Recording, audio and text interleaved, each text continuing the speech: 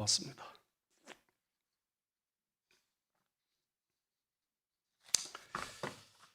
세계 제2차 대전 때 미 해병대가 필리핀 상륙작전을 개시하려고 할 때입니다. 한 해병이 대열을 이탈해서 그 상륙함에서 바다로 뛰어내리려고 자꾸 시도를 합니다. 자기 벗어놓은 겉옷이 바다에 빠졌기 때문입니다. 지휘관이 상륙작전이 긴박한 상황이니까 상의 한 벌쯤은 버려도 좋다, 무시해도 좋다, 대열에 이탈하지 말라고 강력한 경고를 합니다. 그러나 그 병사는 기어이 바다에 뛰어들어가서 그 옷을 건져왔습니다. 화가 난 지휘관은 그 작전을 성공적으로 끝내고 그 병사를 명령불복종죄로 군사재판에 회부를 했습니다. 군법위에서 군법정에서 준장 별 하나의 장군이 재판관이 되어져서 그 병사를 재판합니다. 기관은 왜 지휘관의 명령을 어기고 그 위급한 시간에 지휘관이 옷을 버려도 좋다는데 그 옷을 기어이 찾으려고 했는가? 해병은 말없이 군복 윗주머니에서 사진 한 장을 꺼냈습니다. 그의 어머니 사진이었습니다. 바다에 떨어진 상의 속에는 어머니의 사진이 들어 있었기 때문에 옷 때문이 아니라 옷 속에 있는 어머니의 사진을 찾기 위해서 바다에 뛰어들었던 것입니다. 그 군 판사는 어머니의 무게를 잘 아는 지휘관이었기 때문에 그 병사에게 무죄를 선언했습니다. 유명하신 연세대 고 김찬국 교수는 좋을 때는 애인이 생각이 나고 고생스럽고 고생스러울수록 어머니가 생각난다고 했습니다. 어머니 사랑의 깊이를 알게 하는 말입니다. 우리 모두는 부모님께 생명의 빚과 양육의 빚을 지고 삽니다. 부모님이 없으면 그 누구도 이 세상에 태어날 수 없습니다. 오늘 우리가 있기까지 부모님들의 수고와 희생은 가히 상상을 초월하는 것입니다. 핏덩어리로 태어난 우리가 이렇게 사랑구실을 할 수 있게 된 것은 전적인 부모님의 사랑의 돌보심 때문입니다. 산악인들이 히말라 고봉을 정복하는 영광이 있기까지 수고하는 사람들이 참 많겠지만 가장 수고하는 사람은 아마 길을 안내하고 짐을 져주고 함께하는 세르파일 것입니다. 세르파는 산을 오르는 데 필요한 식량, 의복, 텐트, 산소, 연료, 의약품 등등을 짊어지고 등반가와 함께 산에 오릅니다. 이 세르파는 한 족속의 자기 족속 이름인데 산더미 같은 보급품을 날라다 주면서 전 세계적으로 이름이 알려진 족속입니다. 그 덕분에 등반가들은 비교적 편하게 산을 오를 수 있습니다. 상대적으로 그렇다는 말입니다. 등반가들은 갖가지 기능적이고 편리한 옷을 입지만 세르파들은 옷과 신발과 장비가 변변하지 않습니다. 내 인생의 세르파가 우리 부모님들입니다. 나를 나되도록 만들어서 세운 그 세르파가 우리의 부모님들입니다.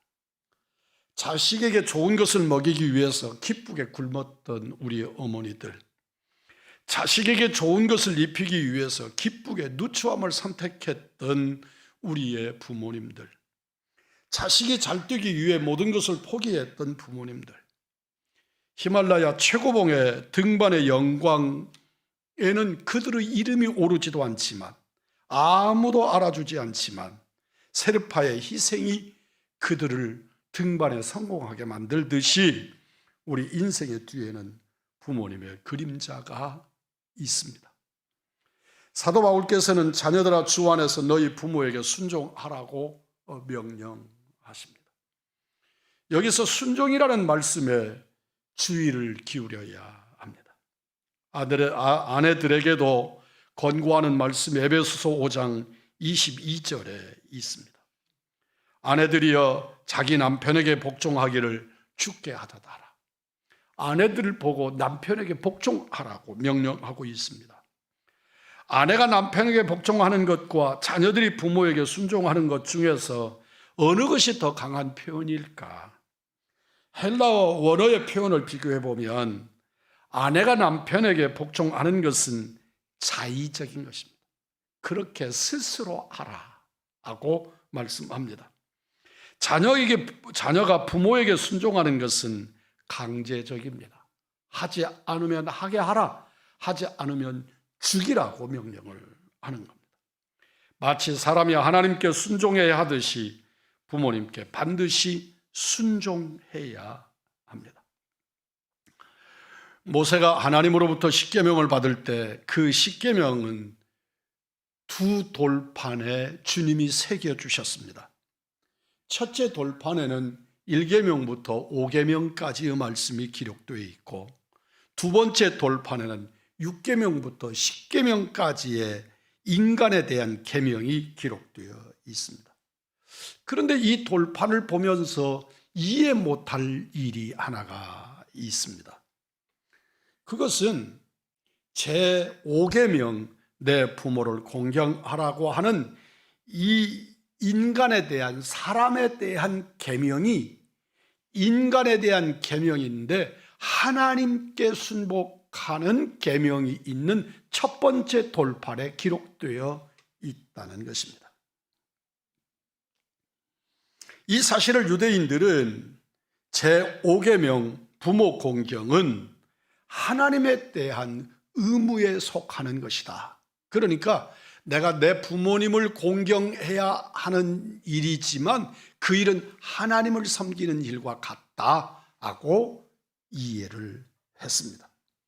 그러므로 우리 그리스도인들은 부모님을 대할 때 하나님 대하듯 하고 부모님을 섬길 때 하나님 섬기듯 함이 옳다, 성경은 말씀합니다. 한 아버지가 가족을 버리고 타지에 나가서 30년 동안 오직 자기만을 위해서 살다가 죽으면서 자기를 고향에 묻어달라고 자식들에게 유언을 남겼다는 것입니다. 이 소식을 들은 자식들이 아주 분개했습니다. 아버지가 아버지로서 우리에게 해준 게 도대체 뭔데?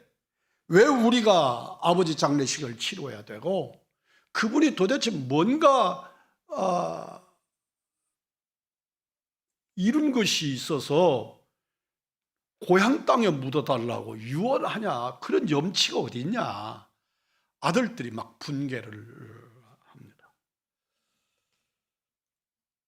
그 중에 큰 아들이 아버지의 시신을 고향으로 운구에 와서 장례를 나름대로 최선을 다해서 장례를 치르고 난 다음에 동생들에게 말합니다. 우리는 그리스도인이고 성경에 있는 말씀으로 내가 너희들 마음을 좀 다스리고 싶다. 성경에는 내 부모를 공경하라고 하셨지 어떤 부모를 공경하라고 말씀하지 않으셨다. 부모 노릇하고 유산 많이 남겨주고 너희들에게 호감 있는 그런 부모를 공경하라 그렇게 말씀하지 않고 너희 부모를 공경하라고 말씀하셨을 뿐이다. 부모라는 이유만으로도 우리는 부모님을 공경해야 합니다. 여러분이 아시는 것처럼 저희는 형제가 참 많습니다. 그 중에서 제 위에 있는 형은 늘 아주 자기의 지론처럼 쓰는 말이 있습니다. 나는 우리 부모님이 낳아주신 것으로 그분들은 몫을 다한 거다. 그러니까 그분이 내게 뭔가를 주었기 때문이 아니고 그분들이 내게 뭔가를 했기 때문이 아니라 내가 그분의 자식으로 이 세상에 태어났다는 것만으로도 그분들은 존경받아 마땅하다고 말하는 것입니다. 바울 사도는 본문 에베소서 6장 1절로 3절에서 자녀들이 부모를 공경해야 될 세 가지 이유를 교훈합니다. 자연의 법칙으로 볼 때 부모를 공경해야 옳다는 것입니다. 에베소서 6장 1절입니다. 이것이 옳으니라. 사랑하는 성도 여러분, 옳고 그름의 기준이 있습니다. 세상에서 이것은 옳고 이것이 그르다라고 표현하는 것의 가장 기초적인 것은 법입니다. 법의 기준을 가지고 법에 합당하면 옳은 것이고 어그러지면 그른 것입니다. 이 땅의 모든 인류의 옳고 그름의 기준은 하나님입니다. 하나님이 옳다 하시면 옳은 것이고 하나님이 그르다 하시면 그른 것입니다. 우리 주님이 말씀합니다. 이것이 옳으니라. 무엇이? 내 부모를 공경하는 것이, 그것이 옳다고 말씀합니다. 부모 공경은 하나님이 모든 인간의 마음판에 새겨놓은 순리의 자연 법칙입니다. 그래서 이 땅의 자연 종교인 불교나 이슬람교나 유교 등등에까지도 부모 공경에 대해서 강력한 요청을 합니다. 동서양의 윤리의 기본이 부모 공경입니다. 공자 선생이 가르치는 것을 두 가지로 요약을 하면 하나는 효이고 하나는 충입니다. 그래서 효는 부모님에 관한 것이고 충은 국가에 관한 것입니다. 효와 충은 같은 것이어서 부모를 공경하는 자는 임금님에게 충성을 하는 것이 옳은 것입니다. 그런데 효와 충을 하나로 묶으면 효가 됩니다. 그러니까 충 위에 효가 있는 것이지요. 동서양의 윤리의 기본이 부모 공경에 있습니다. 어느 글에 보니까 햄스터라고 하는 그 쥐 모양에 생긴 애들이 기르는 짐승이 있지요. 이게 엄마가 새끼를 낳아서 한 우리에서 키우는데 시간이 좀 지나가서 새끼가 엄마보다 더 커졌습니다. 그런데 그 자리에 음식을 주니까, 사료를 주니까 그 사료에 며칠 동안 굶겼다가 주는 사료를 놓고 엄마의 얼굴을 핥히면서, 그런데 엄마도 새끼의 얼굴을 핥히면서, 그게 짐승입니다. 그러나 하나님의 형상을 입고 태어난 인간에게 부모 공경은 마땅한 것입니다. 그것이 옳은 것입니다. 또한 두 번째로는 말씀의 율법으로 부모 공경하라고 말씀합니다. 본문 2절입니다. 이것이 약속이 있는 첫 계명이니. 율법은 부모 공경에 대해 강조하고 강조합니다. 약속 있는 첫 계명이다. 인간에 대한 첫 번째 계명이다. 그 말씀입니다. 신명기 5장 16절입니다. 너는 내 하나님 여호와께서 명령한 대로 내 부모를 공경하라. 그리하면 내 하나님 여호와가 내게 준 땅에서 내 생명이 길고 복을 누리리라. 여러분, 우리들의 방점이 내 생명이 길고 복을 누리리라에 늘 관점을 갖습니다. 그러나 실제로 주님의 관심은 공경하라는 것이고, 그러면 부상으로 이런 것들을 주겠다는 것입니다. 그러니까 우리들이 부모님을 섬기는 것에 있어서는 그 다음에 어떤 결과를 바라는 데 있지 아니합니다. 그런 것을 바라지 아니하고 부모를 섬기는데도 불구하고 하나님은 우리에게 그런 부상을 준비해 놓으신다 하는 것입니다. 그런데 우리들의 관심은 늘 부상에 관심이 있습니다. 또 부모를 공경하지 않으면 죽이라고 하는 엄한 말씀도 있습니다. 끔찍스럽기도 하고, 아무리 부모를 잘못 대한다고 해도 참 부모가 어떻게 자식을 죽입니까? 그러나 출애굽기 21장 17절입니다. 자기의 아버지나 어머니를 저주하는 자는 반드시, 놀랍습니다. 그냥 죽이라 이렇게도 말씀하지 않으시고 반드시 죽일지니라. 내 부모를 욕되게 하는 자 그를 반드시 죽이라. 18절로 21절입니다. 사람에게 완악하고 패역한 아들이 있어 그 아버지의 말이나 그 어머니의 말을 순종하지 아니하고 부모가 징계하여도 순종하지 아니하거든 그 성읍 장로들에게 말하기를 우리의 이 자식은 완악하고 패역하여 우리 말을 듣지 아니하고 방탕하며 술에 잠긴 자라 하면 그 성읍의 모든 사람들이 그를 돌로 쳐 죽일지니. 아주 무섭습니다. 율법은 엄하여 부모를 공경치 않는 자식을 돌로 쳐서 죽이라고 명령하고 있습니다. 이것은 그랬으면 좋겠다가 아닙니다. 바람이 아닙니다. 명령으로 그렇게 하라고 말씀하고 있는 겁니다. 세 번째는 자녀들이 복받고 사는 비결이 부모를 공경하는 데 있기 때문에 부모를 공경하라고 말합니다. 6장 3절입니다. 이로써 내가 잘되고 땅에서 장수하리라.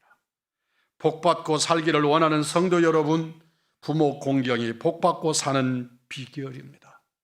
여러분, 길게 말씀드릴 짬이 없습니다. 기억하실 것은 부모 공경한 사람들이 이 땅에서 잘못된 일을, 저는 이제 70을 눈앞에 있습니다만 내 평생에 한 번도 본 적이 없습니다. 진실로 부모 공경하고 복되지 않은 사람을 본 적이 없습니다.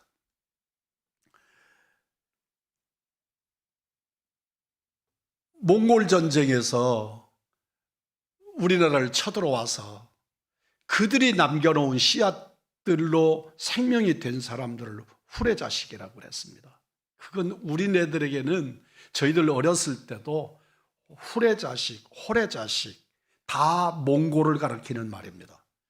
그런데 그 욕을 받는 것이 아주 모욕이고 치욕이었습니다.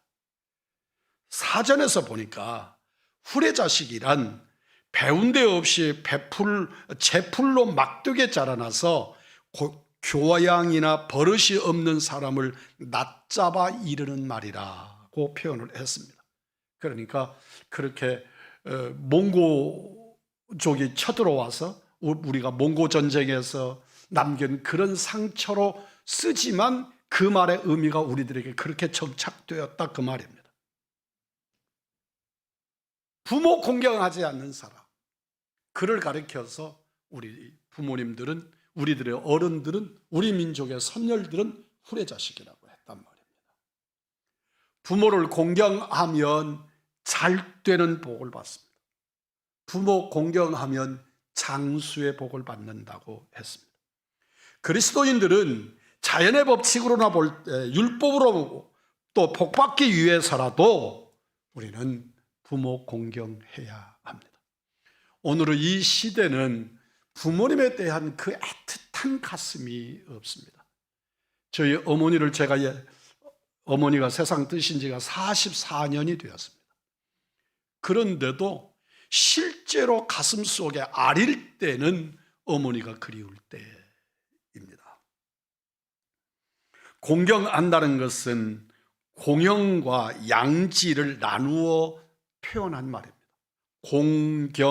공양한다 하는 것은 두 가지의 단어가 합쳐진 말이라는 말입니다. 공양은 부모님의 육신을 편안하게 해드리는 것을 공양이라 했습니다. 적어도 부모님의 의식주 문제를 걱정하지 않으시도록 해드리는 것, 그게 공양의 근본입니다. 우리나라가 살만한데도 의식주 문제를 해결하지 못한 어르신들이 의외로 많다는 것입니다. 왜 그럴까요? 돈이 없어서가 아니라 마음이 없기 때문입니다. 내 자식 먹일 것은 있어도 부모님 상에 올릴 것은 없습니다. 부모 공경은 부모님의 육신을 편안하게 해드리는 것, 그것이 근본입니다. 이미 부모님이 세상을 다 뜨셔서 섬기고 싶은 마음이 내가 지금 이쯤 되어졌을 때 내 부모님을 섬길 수 있었으면 하지만 계시지 않는 이들이 더 많을 겁니다. 여러분 기억하십시오. 진실로 부모 공경은 내 육칠에게만 해당되는 말씀이 아니고 하나님의 교회 안에서 우리들의 삶의 공동체 안에서 우리 어른들을 돌보고 살피는 일에도 한 마음으로 같이 해야 합니다. 양지라고 하는 말은 살핀다, 그런 의미입니다. 부모님의 마음을 살펴서 편안하게 해드리는 것이 효도입니다. 부모님의 마음을 헤아려 기쁘게 해드리는 것이 공경하는 자의 근본입니다. 한 남자가 결혼을 했습니다. 신혼여행이 끝나자마자 어디론지 사라졌다가 몇 달 후에 나타난 남자를 보고 신부가 격분했습니다. 그 신부를 향해서 그 남자가 말합니다. 왜 화를 내지요? 내가 분명히 매월 생활비를 다 보내주었는데 왜 내게 화를 냅니까? 사랑하는 성도 여러분, 그가 이해가 됩니까? 그를 받아들일 수 있습니까? 월급 생활비 보내주면 남편의 도리를 다 한 것입니까? 마음을 그에게 함께 하는 것을 나누지 못했기 때문입니다. 이런 식으로 부모를 공경할 때가 많습니다. 내가 얼마 보냈잖아요. 그런데 뭘 또 그렇게 생각하는, 내가 도리 못했습니까? 그것이 내가 할 도리를 다 한 것이라고 생각하는 그런 자식들이 많다는 것입니다. 오늘 여러분에게 부모님을 가장 잘 공경하는 방법 하나를 소개해 드립니다. 가장 으뜸인 것은 그 부모님들께 우리 구주 예수님을 소개하십시오. 가장 큰 효도요, 영원을 예비하는 부모 공경일 것입니다. 일반적으로 나이가 많이 드시면 노여움이 많아지십니다. 어른들에게 노여움이 많아지는 것은 약해지셨기 때문에 그렇습니다. 나이가 들면 건강에 자신이 없고 경제력에 힘을 잃습니다. 강한 사람은 그냥 모든 것들을 어렵고 힘들고 무시당하고 그런 일들이 느껴져도 모른 채 하거나 그럴 수도 있고, 그래서 어떡할 건데 이렇게 여유만만하고 허허 웃고 지나갈 수도 있는데, 약한 사람은 원망하고 따지고 그리고 못 견뎌 하는 겁니다. 약해질 때 강하신 하나님을 의지하고, 고독할 때 위로의 하나님을 모시고, 죽음에 대한 준비로 소망의 하나님을 바라볼 수 있게 해드리는 것처럼 바른 효도가 어디 있겠습니까? 사람을 의식하고 자식의 눈치를 보는 것이 아니라 하나님으로 당당한, 하나님 나라로 이 일생의 삶을 아름답게 마무리할 수 있도록 준비해 드리는 것, 이보다 더 큰 효도가 어디 있겠습니까? 부모님께 꼭 예수님을 소개해 드리십시오. 피상적인 예수 말고 진실로 손을에 붙잡 나를 위하여 피 흘리시고 나와 늘 함께 하시는 임마누엘의 주님을 소개해 드리십시오. 가정에서도 부모님을 위해 여러분 꼭 기도하시기를 바랍니다. 그 기도는 하나님이 들으시고 자녀들에게 교훈이 될 것입니다. 우리 엄마 아빠는 늘 우리 할아버지 할머니를 위해서 기도했어. 또한 그들도 그들의 부모를 위하여 기도하게 될 것입니다. 보여주는 신앙훈련처럼 중요한 것이 없습니다. 부모님께 자주 안부를 전하십시오.